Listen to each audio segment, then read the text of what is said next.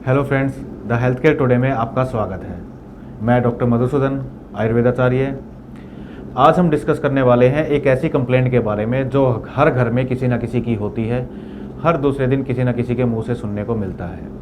वो है, लोग कहते हैं आके कि सर हम खाना तो खाते हैं लेकिन वो अच्छे से पचता नहीं है, खाना अच्छे से नहीं पचता है, हमें गैस बनने लग जाती है या फिर हमें कब्ज होती है, हम खाने का न्यूट्रिशन पूरा ले ही नहीं पाते, या फिर आपको खाने में उतना टेस्ट ही नहीं आता है, उतनी डिज़ायर ही नहीं होती है आपकी खाने की। तो दोस्तों, ये होता क्यों है? इसकी सबसे बड़ी वजह जो है वो ये है कि आप बिना भूख के खाना खाते हो। आपने अपना टाइम फिक्स कर लिया है कि आपको सुबह ऑफिस जाना है, तो ऑफिस जाने से पहले आपको ब्रेकफास्ट करना है, चाहे आपको भूख हो या ना हो, फिर भी आप ज़बरदस्ती ब्रेकफास्ट कर लेते हैं। ऑफिस में दोपहर में लंच का टाइम हुआ, हो सकता है आपकी बॉडी को भूख ही ना हो, नीड ही ना हो, फिर भी आप ज़बरदस्ती लंच कर लेते हैं। ऐसे ही शाम को खाना खा लेते हैं आप कि चलो टाइम हो गया है, खाना खा लेते हैं, लेकिन बॉडी को नीड ही नहीं है, जब बॉडी को भूख ही नहीं है तो आप क्यों खाना खाते हैं? इसी वजह से आपको प्रॉब्लम होती है, क्योंकि जब शरीर की मेटाबॉलिज्म अगर स्लो होगा, शरीर की जो धात्वाग्नि होती है, जो जठराग्नि होती है, जो खाना पचाने में मेन काम करती है, हमारा हेल्प करती है, जब अग्नि ही आपकी मंद है, स्लो है, तो वो खाना पचा ही नहीं पाएगी। कि तो सबसे पहला चीज़ आपको ये करना है कि बिना भूख के आपको कभी भी खाना नहीं खाना है। जब आपको भूख लगे तभी खाना खाइए, बिना भूख के कभी भी खाना मत खाइए, और वो भी कंट्रोल में खाइए। ये नहीं है कि आप टेस्ट के चक्कर में बहुत ज़्यादा खाना खा रहे हैं। ओवर ईटिंग करेंगे तो भी आपको डाइजेशन की प्रॉब्लम होगी, जठराग्नि मंद पड़ जाएगी, जिसकी वजह से मेटाबॉलिज्म आपका स्लो हो जाएगा और खाना अच्छे से नहीं पच पाएगा। तो सिर्फ एक रूल फॉलो करने से आपकी डाइजेशन की पूरी प्रॉब्लम सॉल्व हो जाएगी। आपको गैस भी नहीं बनेगी, आपको कॉन्स्टिपेशन भी नहीं होगा, और फिर आपकी बॉडी की जठराग्नि बढ़ जाएगी, आपको भूख लगनी अच्छी शुरू हो जाएगी, खाना आपका अच्छे से पचेगा।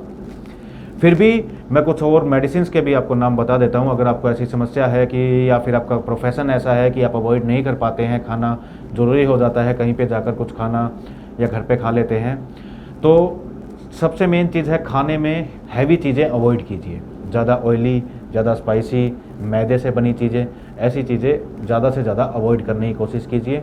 नॉर्मल सब्जियां लीजिए, नॉर्मल चपाती लीजिए, चावल लीजिए, और अपने खाने में घी का इस्तेमाल ज़रूर कीजिए, देसी घी का। देसी घी हमारी जठराग्नि को बढ़ाने में हेल्प करता है।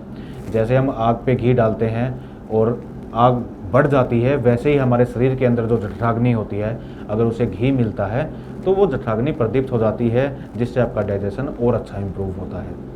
तो अपने खाने में अच्छी चीज़ें ऐड कीजिए। खाने में अगर आप दही लेते हैं तो दही आप अवॉइड कीजिए, दही पचने में भारी होता है, तो इसलिए आप दही को अवॉइड कीजिए। दही की जगह आप छाछ लीजिए। छाछ आपके डाइजेशन को इम्प्रूव करती है, पचने में एकदम आसान होती है, बॉडी में जाते ही बॉडी आसानी से पचा लेती है। छाछ में आप सेंधा नमक डाल सकते हैं, काली मिर्च डाल सकते हैं, भुना हुआ जीरा डाल सकते हैं, जिससे इसका टेस्ट भी बढ़ेगा और ये आपके डाइजेशन में भी हेल्प करेगा, खाने को पचाने में भी हेल्प करेगा। इसमें आप कुछ मार्केट के चूर्ण आते हैं, जैसे हिंगवाष्टक चूर्ण हो गया या लवण भास्कर चूर्ण हो गया। ये जो चूर्ण होते हैं, ये सब मसालों से बने होते हैं। इनमें 3 तरह के 4 तरह के नमक होते हैं, जीरा होता है, सौंठ होती है, हींग होती है, सारी वो चीज़ें होती है जो खाने को पचाने में हेल्प करती है।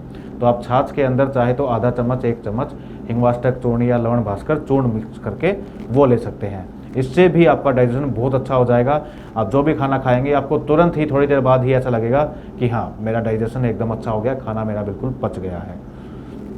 तो दोस्तों, ये छोटी छोटी चीज़ें करके आप अपना डाइजेशन इंप्रूव कर सकते हैं। ना आपको कभी गैस बनेगी, ना कॉन्स्टिपेशन होगी, डाइजेशन का कोई प्रॉब्लम नहीं आएगा। तो दोस्तों, उम्मीद है वीडियो आपको पसंद आया होगा। तो अच्छा लगा हो तो लाइक कीजिए, शेयर कीजिए और जुड़े रहिए हमारे साथ। हम रखें आपका ख्याल।